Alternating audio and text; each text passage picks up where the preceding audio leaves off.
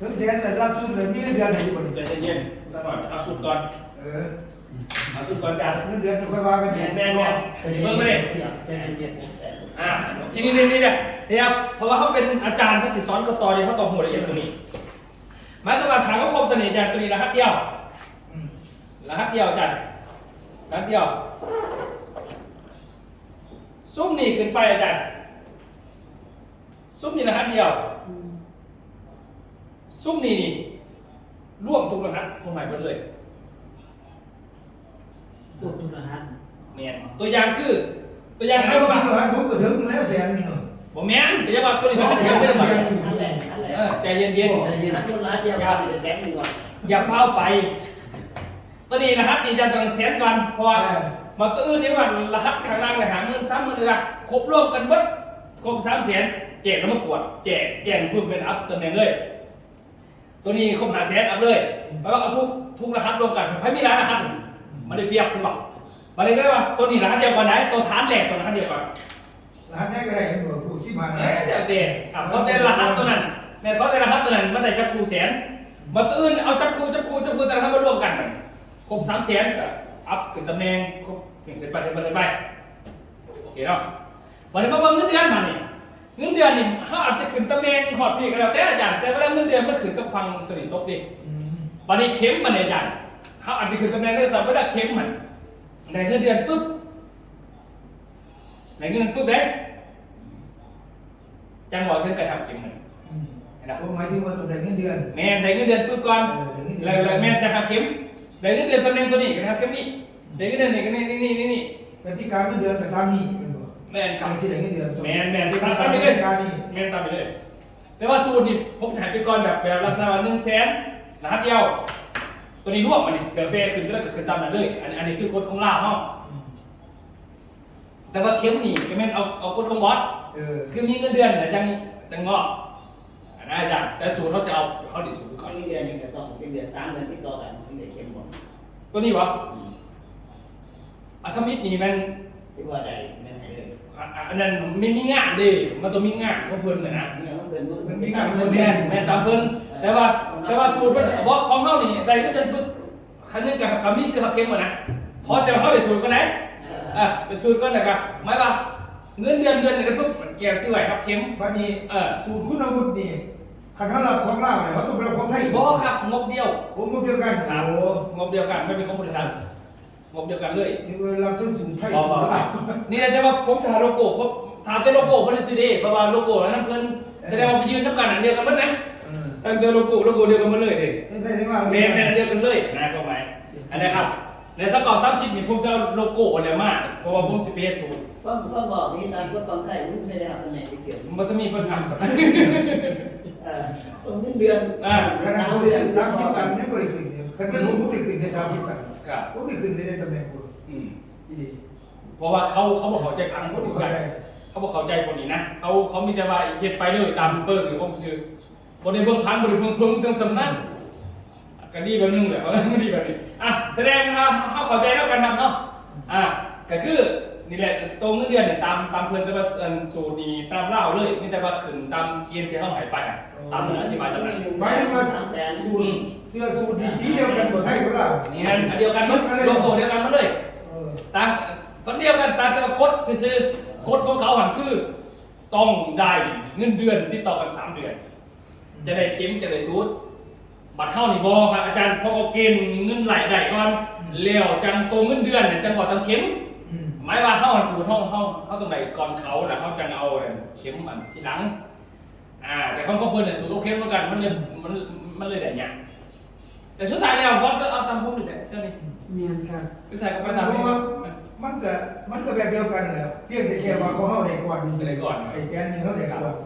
ตอนนี้มีแต่ว่าผู้ได้1 แสนน่ะนะการแจ้งไว้เพราะว่าสิได้แจ้งรัดสูตรเพราะว่าตอนนี้ผมสิเอาโลโก้มาได้โลโก้แล้วก็มันผมจะเริ่มล็อกในการตัดสูตรมาเป็นตัวอย่าง แต่ว่ากติกาของทั้งไทยก็คือเก่าที่สิได้เงินเดือนคือหมายถึงว่าหลานนั้นต้องภายใน1 เดือน ครับ ภายใน1 เดือนนี่สิรับเงินเดือนเนาะ ครับคือการความเท่ากันเดียวกันกับเขาโอเคเนาะเนาะตัวนี้ก็เป็นว่า ผู้ได้เขามาเขาจะมีสายโค้ชถ้ำกับมีโอกาสได้ทุกคนตัวนี้นะกับแบบเดียวกันเขาเห็นโค้ชซับบ้านมากนะแต่ว่าตำแหน่งแผนงานที่เขาบอกนะเพราะว่าจะเป็นปีนึงสุดหาเพราะว่าจะเป็นไอ้บริหารผลจำบได้เองตัวนั้นแม่เฉพาะเขาไทยกับมีกับมีอันนี้คือพวกเขาเขื่อนตัวนี้เขาได้ต่างกับเขาพอตัวนี้เวลาบัวซ้อนเบียดกันนะคนนี้นะซ้อนแต่เดี๋ยวว่ากูจะเอาหึดไม่ได้เดียวแต่ว่าบ่มีกระบวนการจะเห็นมันเกิดเงินนะบอกซื้อแต่ว่าเขาเมื่อคือเก่านะเป็นนั่นน่ะของเรามันบอกไปแล้วมันต้องเฮ็ดเองมันต้องนั่นซะโอเคเนาะตัวนี้เคลียร์แล้วเคลียร์แล้วโอเคเคลียร์แล้ววันนี้มาเบิ่งตารางงานหน่อยเด้อให้เขาจะลงต่อวันที่19วันที่20มื้อนี้เนาะ3เป็นจะบ่ซัก22นี่แกรน OPP ถ้าแต่ตัวนี้นี่ว่ากันจะได้แล้วของอาจารย์แทนตอนนี้ เรียบร้อยแล้วที่ท่านน่ะอันตัวนั้นเรียบร้อยไปแล้วครับ ครับ เรื่องสถานที่เรื่องนี้เรียบร้อย ครับ ที่มันบ่ทันเรียบร้อยคือเรื่อง โปรโมชั่นหรือเปล่าโอเคอาจารย์เขียนไว้เดี๋ยวจะนะผมยังบ่โดนอะไรแล้วอาจารย์เขาต้องลงไปเรื่องนี้ตัวนี้ท่านรองแม่นเราเป็นคนจัดการอันนี้คุยกันกับชาวบ้านหมายไว้คนนี้เด้อเป็นพื้นที่ครับโอเคนี่ครับผมถามเพื่อว่าเขาสิยกประเด็นขึ้นมาอีกโอเคเนาะต่อมาวันนี้เซาซีนี่ก็คือเซาซีนี่แม่นอันนี้แม่นเฉพาะผมเดี๋ยวผมไปเอาวงที่ไปเสพงานบุญของเขาแต่ก็เลยว่าใส่เวลาเนี่ยไปสอบคณะนี้ก่อนเลยวันนี้เซา6 เซา7นี่สอบที่งานวันสงกรานต์ครับฉะนั้นเซา6 เซา7ผู้ใดที่จะดูแลอันนั้นพวกดนตรีนะคนที่จะมาน้องเขาเนี่ยต้องมาสอบแต่ผมสิบ่บอกว่าไผแนวใดผมบ่บอกเพราะว่าเฉพาะคณะเฮานี่เฮาก็เฮ็ดได้เบิดแต่หมายถึงว่าผู้ใดที่มีส่วนร่วมซ้อมคือคอยเขาบ่อยากให้เจ้ามันยิงไว้แต่ว่าจะของเป็นนะเข้าใจบ่เขาบ่จำเป็นของประเทศใดคือกันเสียดายเข้ามานะก็เลยว่าแจ้งมาเซาก็7สอบผู้ใดสิมาสอบมื้อนั้นก็ตามมื้อนั้น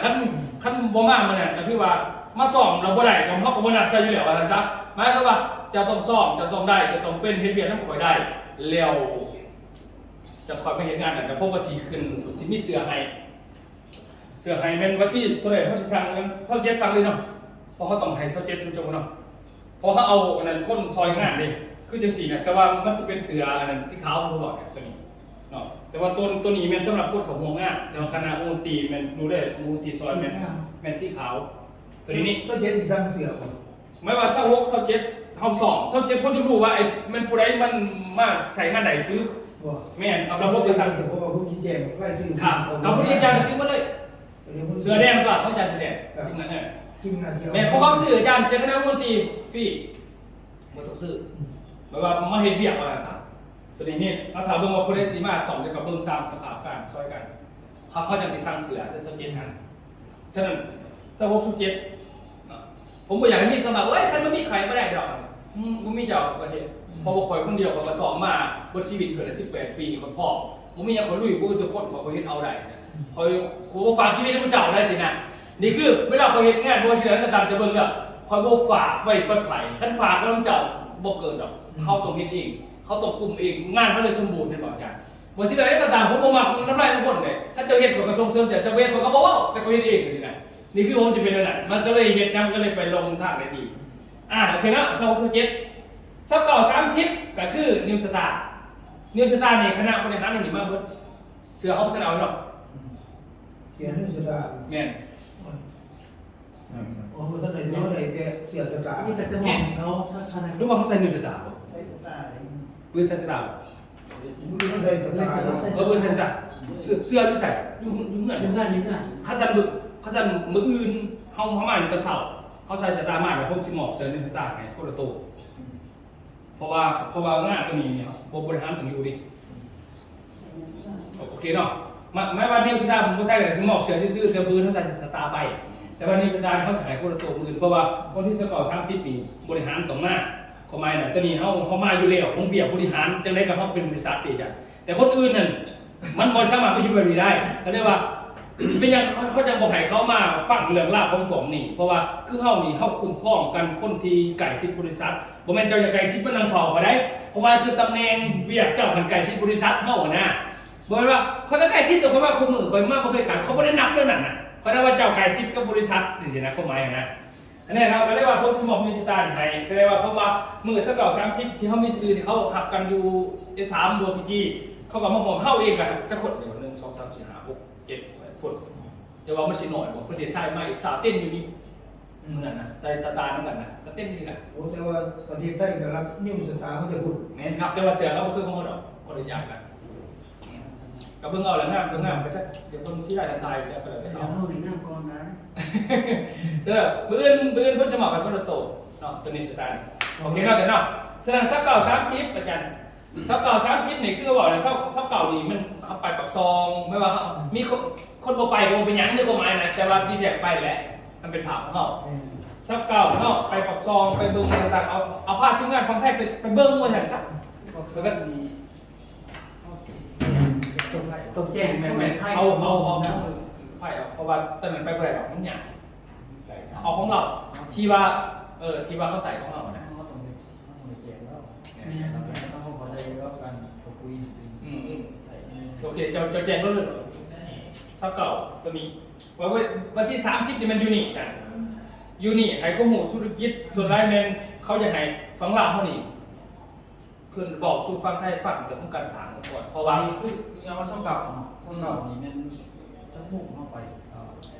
ตัวนี้มันตรงจริงๆว่าซับแปดซับเก่าน่าจะเป็นตัวสับเพราะว่าขั้นมาเป็นซับแปดเขาต้องไปตัวสับซับเก่า มีแต่ไปเบิกในซื้อที่มีแนวอื่นอีกนะไปเบิกสวนแล้วก็จุก ไปเบิ่งส่วนจบแล้วก็พาไปเบิ่งห้างกาแฟวันที่ว่ามีเข้ามาปักซองไฮแลนด์นี่ส่วนนั้นนะ ว่าต้องแจกเราเพราะเราว่าหักต่อเนี่ยมีกระบวนการสมาน ไปเบิ่งไปนั่นแต่ก็เขาก็พาเขา ตอน ไป นั้น ปักซ ซ อ อง งกาแฟบุญไม่ยังไงนะ แล้วก็อาจจะพาไปนั่นเพราะว่าส่วนแรกเขาอยากไปเบิ่ง เรา กา ยัง แฟ ยังต้องไปเงินที่สินะ วันนี้ตอนกลับมาวันนี้เนี่ยมาดีตอนชกเก่าตอนแรกเนาะตอนเนี้ยบริหารนี่นะเขาไปครับตอนเขาพาเขากินเขาแต่ว่าไอ้ซัมมูซีเขาหันที่มาเหียนบ่ต้องไปผมไม่ได้บอกให้ไปเด้เอาต้องบอกเขาบอกให้ไปเด้ถูกมั้ยคือบ่ทันเป็นมือของเขามือของเขามันวันที่30หมายถึงว่า 30ตัวแรกเนาะ แม่ หมายถึงว่านิวสตาร์ผู้เป็นสมาชิกนั่น ครับ เขาเลยเข้าไป บอกให้ไป ตอนแรกมือ30มื้อน่ะมือ30บอกไม่ว่าไปเบิ่งโซนก็ได้กลับมาเดี๋ยวให้เขาไปหาบอลที่พักเข้าไป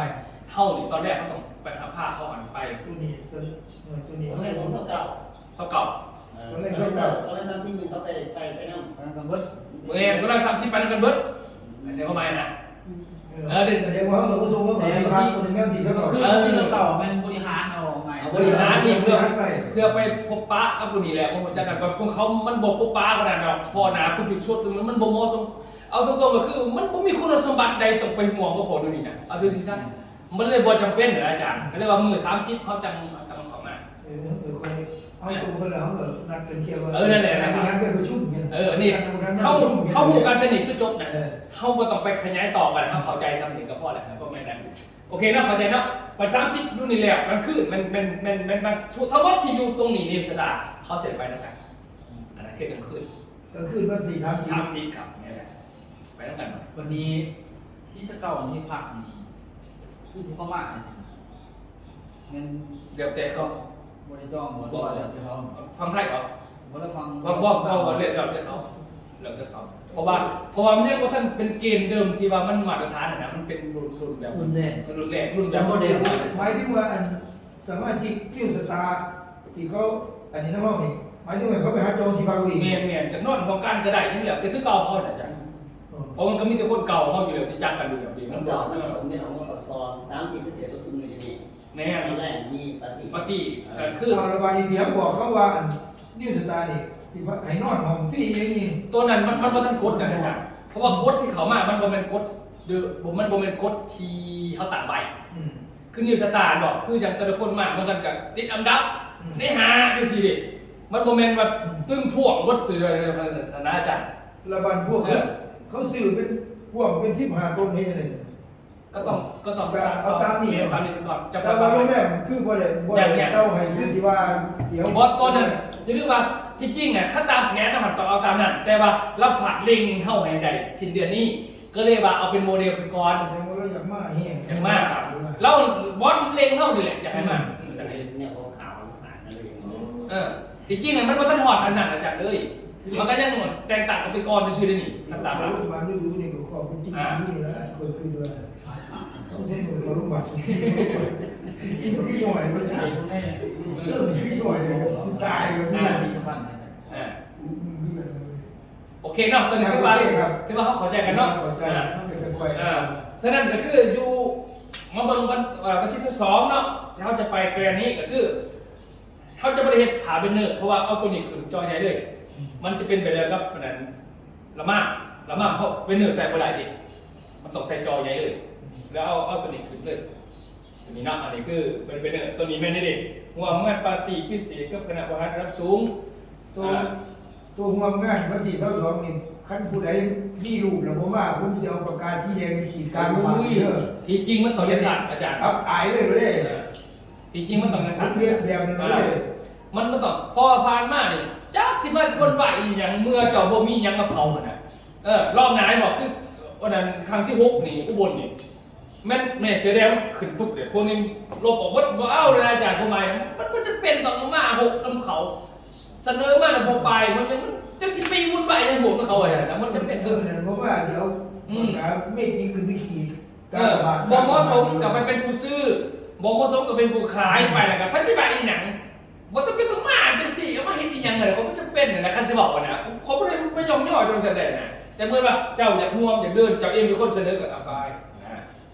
โอเคเนาะจะค่อยแก้กันไปตรงนี้โอเคตัวนี้แม่นงานสเก่า30เนาะตามไปพูดเลยโอเคคือว่าสมมุติแบบนี้เนาะวันนี้งานปีใหม่ก็คือตัวนี้แหละก็ลงล็อกเลยแหละลงเดิมมือแรกผมจะไปพิมพ์เป็นกำหนดการออกมาครั้งนึงเป็นว่าละอันนี้ยังไม่แน่นะเดี๋ยวมันเป็นเรื่องเป็นเล่าถึงหน้าสอบกันไปกับวันที่29วันที่26 27กับคีย์บอร์ดมาอีก2 มื้อเลยสอบเดี๋ยวผมจ่างมาดิผมจ่างเข้ามาจ่างมา2 มื้อ สอบมือ เฮ็ดเวลาเฮาเฮ็ดนี่เฮาบ่เฮ็ดเป็นมือสมัครเล่นจ้ะมันต้องเฮ็ดเป็นมืออาชีพ สอบนี่10หลวง3หลวง อันนี้บอกตั้งว่ายังบ่ทันบอกตั้งว่านั่นเพราะว่าสักก่อนสักทีจะสรุปกับบอสกับทดลองว่าตัวลงจากนั่นซีรีวันมาบอกนะอาจารย์ซีรีวันเดี๋ยวเล่ามากก็สิเป็นส่วนของเขาอันนึง จ้างมันนี่นะผม ครับผมสิ เอาสำนักงานนี่ จ้างไปงานนี่เลยนี่ งานผมไม่ได้ทำได้ ชีวิตน่ะเข้ามาบริจาคเกษียณภาพเขาคังเวทน่ะก็คือบ่นะก็ได้ว่าอันนี้จะคอยว่าแต่เขาสอบเขาต้องสอบจังแม่เขาก่อนเพื่อว่ามันเป็นนางวาเขาก็ต้องของเขาเองเลยมันเดือดนะตัวเกี่ยวไว้แต่งานตัวนี้ก็เริ่มขายเลยตามโปรเหมือนเดิมนะจ๊ะสุดหนึ่งขายสุด A สุด B ยังก็ว่าไป เอาบัตรผู้เฮ็ดออกมาดิ เฮ้ยมีบอกเฮ็ดมาบ่เดี๋ยวเลย เอาอยู่ใส่บัตร เอาปืนเดี๋ยวมาให้ปืนมาให้ครับผมพอเป็นแล้วมันแล้วปืนมาให้ซะจดไว้นะเด้อจดชื่อซอยเด้ออย่าลืมเด้อชื่อซอยเนี่ยอย่าลืมปืนมีเสียนิวสตาร์กับบัตรเด้อบัตรรถเทปปืนเอาไปบัตรโอเคเนาะที่ว่าสมมุติแบบเนาะโอเคนี่แบนเนอร์ที่จริงนี่แบนเนอร์ที่เฮ็ดสอนที่งานที่ซื้อที่จริงเนาะเอาแบบเข้าใจกันเนาะก็คือบริหารเครื่องหนึ่งคนจะเป็นต้องออกก็ได้นี่จะเขาถามสอนเขาออกทำให้บอกออกเอาเองทำไมนะบอกมียังแต่ถ้าคือสตรีมันมีทีมแล้วก็สอนบอกมียัง คนขี้หายว่าเราขึ้นเอาคู่รู้ขึ้นเอา เนาะ โซ่ คือบริหารต่างๆนี่แต่สำคัญคือดันทิ้งงานขึ้นมาถ้าเข้าไปกับยาคือการเข้าไปเนาะเข้าไปโอ้โหก็ขืนเข้าไปเสร็จสันติสุขเสร็จแล้ว คุณอารมณ์เห็นว่าผมขึ้นเนี่ยผมก็ได้ผมก็ซื้อ แล้วคือเข้ามาก็คือขยับสันติสุขสินะสันติสุขสินะหูเอาหูเขาขืนเลยอันนี้ก็เราเห็นอย่างให้เขา เมื่อหลังมันเกิดมันเป็นเสลือพุ่น นี่คือวิธีคณะบริหารนี่แหละที่จริงเนี่ยคือบอกนะ1บอมีซื้อไปแข่งอันดับทีมเขาจะหนีไปผมมีเด้อบอกไอ้พวกกับผมมีทุกคนผมมี2เบนเนอร์นี่เขาบอกออกไปได้ไปฟังแต่ว่าคือออกเบนเนอร์นี่ไปว่าคือสันติสุขนี่เนาะเราจะออกเบนเนอร์ทีมเราต้องมีทีมของเราอยู่ในนี้เอาหูเขาเคยมาเข้านี่มีแต่ที่เป็นพิธีกรให้เขาฉะนั้นสันติสุขมีลูกทีมจะคนที่เขาเห็นเบียร์เจ้ามี2 คนผู้หนึ่งเป็นไผ่สังกอหูสังกอแล้วตอนตลาดไปวันนั้นเลยในวิทยากรเป็นเท่าเขาขอคือหูของเขานี่คือวิธีสันติเข้าใจป่ะฉะนั้นเขาเองก็จะเป็นตัวออกเป็นหนึ่งเขาไม่ได้ส่งเสริมเขาอย่างเดียว แสดงว่าคือผมไปซอยไม่มีผมก็ได้40%ได้2บอก เป็นซอง ได้